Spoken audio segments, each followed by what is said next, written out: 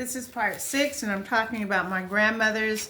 As I mentioned to you before, my grandmother, Lucille, was a chocolate beauty that was very elegant, had 9 children, the herbalist of the family. And she also had Aunt Dorthelle, who spoke 7 different languages, which was her sister. And she'd always say, "Ciao, Bella." And she would be dressed to the nine. She'd fly in from Italy because she lived there.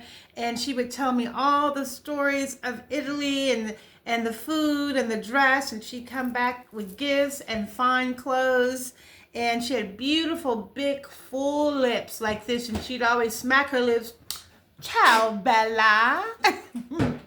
"Yes, Zeze." And she'd take, they called me Zeze, and she'd take my face and kiss it. "Mwah, ciao, Bella." So when we would come around and we'd have our family dinners at my granddad's house, and he'd have it every Sunday, my grandma would be dressed to the nine with her beautiful, gorgeous legs and sleek legs and chocolate beauty self. And then she'd be cooking with my granddad. And then my aunt would have her little vegetables on the side. And my uncle with his glasses, my Uncle Leon, his glasses would be crooked to the side.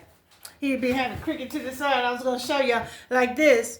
And he'd be joning on everybody. And they would be joning all around the table. And they'd be talking about my aunt Dorthelle eating her bird food, and she was fit, a size 5, 4, 5, in her Italian suits, and she'd be up there juicing her chlorophyll, her lemons, while everybody else had chitlins, greens, ham, everything. And she's still alive to this day. Most of the people are gone. Okay, so Aunt Dorthelle, and then my grandmother, she would eat with her too as well.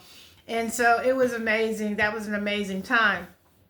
So my Aunt Dorthelle and my grandmother were both pioneers, and that means they talked to people about God, and they really, really loved Jehovah, the God in Psalms 83:18. And so they were very down to earth. So was my Auntie Joycey. She was younger at the time. She would take me out, and she made loving God fun.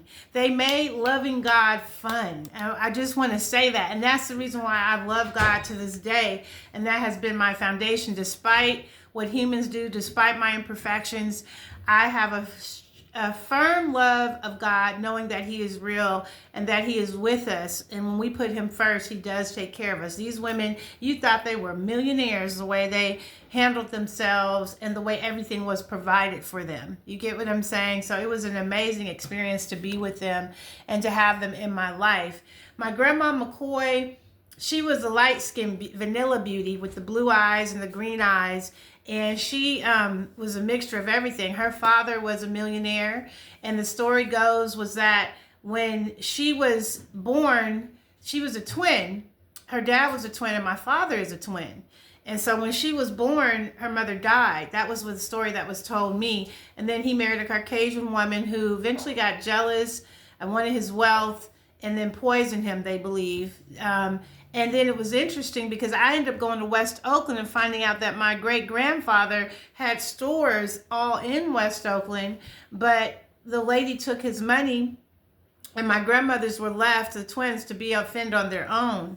And so they did good. They did janitorial service. One worked at day and one worked at night, and they traded off in watching each other's children.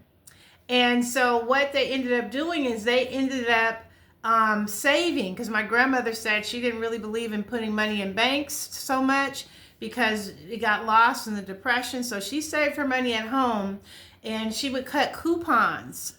And I remember my Aunt Vicky, my Aunt Vicky's straight to this day because they would cut coupons and save. And my grandmother was clean, clean, clean. I know before she would give me a bath, she would scrub the tub with bleach and Comet, and it would be spick and span. And then she would go ahead and make these wonderful baths and clean me with ivory soap. And I just probably love aromatherapy to this day because of my grandma McCoy with her fine self. She'd be wearing her hats and her suits and things like that. She saved up, and she never had a car. She took the cab, paid everybody to take her places. She'd always have pies in the refrigerator and food for breakfast, lunch, and dinner you was going to eat. She was going to cook for you. And she had one of those rooms where, I'll never forget, where it had the plastic. You guys know that? You know your grandma or somebody had them plastic couches, right? So I purposely, grandma would buy me these $200 dresses, $100 dresses, and I'd feel so good in them. And then I'd go in her plastic room, living room, and I purposely would sit on that couch. And she's like, Zay, don't sit on the couch, girl. You sit on the couch. I said, Grandma, I'm all beautiful now. I'm going to sit on the couch. So I purposely would go in the room that nobody was supposed to go in and sit on that couch because I felt like it was meant to be enjoyed even at a young age. And Grandma would just smile at me and she'd pinch my cheeks and she'd give me she'd be eating juicy fruit gum, chewing juicy fruit gum. And then she'd go ahead and she'd kiss me mwah, with the smell of that juicy fruit gum. And I'd be sitting on that couch in the dress that she just bought me. You know what I'm saying? I remember that. To this day, I do not like plastic couches because I do believe that it's meant to be enjoyed. But she was something else. She went ahead and she paid cash for her house, her and Aunt Dottie. And she was a joy herself, her Aunt Dorothea, or not Aunt Dorothea, Aunt Dot, and is what we called her twin sister. She was a hoot, and she'd be drinking her Pepsi, and she wasn't a witness, and she'd be, smoking and doing her thing. But she bought her house with cash. My grandma bought her house with cash. They eventually sold that house, moved to Manteca, started going on cruises and all kind of stuff, and just enjoying their life. So I learned a lot about finances with her. I learned a lot about cleanliness. I learned a lot about bathing. Both of my grandmoms were gorgeous. I had a chocolate beauty and I had a vanilla beauty, is what I called them. And they were a hoot. And every time, if I was dating a boy or dating a man, my grandma McCoy would be like, who's that? Who is that girl? Bring him over to her house. Have something to eat. And she'd have this little, she'd talk fast and have this lisp. And she'd be like looking at him. And she says, how much you make? You serving God? And then she'd feed him some pie. And they would be laughing at her and stuff. And she'd be looking at him, feeling them out, seeing if they was a good person or not. You know what I'm saying? And I thought that was so cute. And I have to tell you, there is no love like a grandmother's love for me. Like my grandmothers and grandfather love me.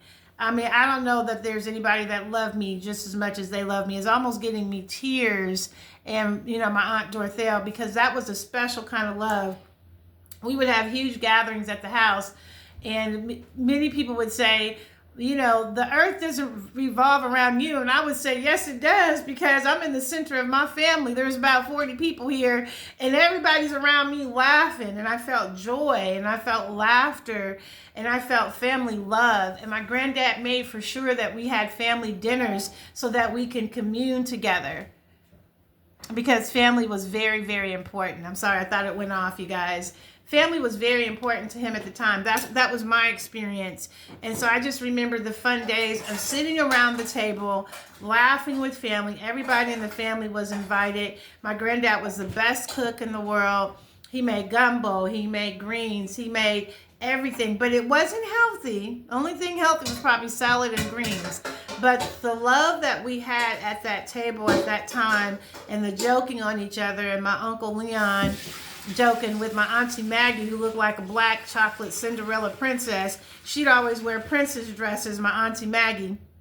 She didn't have any children, but when I would come at her house, oh my God, she had dolls and all types of different things, and I would spend time, and she dressed like she reminded me of a Cinderella black chocolate princess. She'd always have these beautiful light blue dresses that were huge that she would wear. And then she'd have her hair, curled down. And she'd go, oh, Leon, stop messing with Connie. Stop messing with Connie, Leon. And she was and he'd be like, girl, what you doing with them bubble eyes? What you doing? What you doing over there with that big old booty? He would just be joning with my Uncle Richard and everybody and stuff like that. And so, those were fun times. And I remember Sister McQueen. I remember my mother got with Auntie Maggie. Auntie Maggie had no children, and she always wanted children. So I was her children. Auntie Joycey didn't have any children. I was like her child. you know, and I was really spoiled with love. And I remember we went to Sister McQueen's house. Sister McQueen was another chocolate, beautiful, older woman, I think at the time in her 70s. And she had this big, huge Victorian house. And I remember my mom would take me over there and have me go there for babysitting. The first time I went to her house, her and Auntie Maggie took me. Auntie Maggie was best friends with Sister McQueen. Sister McQueen had the richest, biggest house. She was black, and she had the richest, biggest house in St. Francis Wood in San Francisco. Okay, that was a very rich area. And I remember what happened was, I remember going up into this house, okay? And I'm going to stop right here. I'm going to start with part 7. Okay, this is part 6. And I'll finish the story of Sister McQueen. Remember, to see the full stories, go on YouTube or Facebook under Hila in the Hood. And we'll continue on.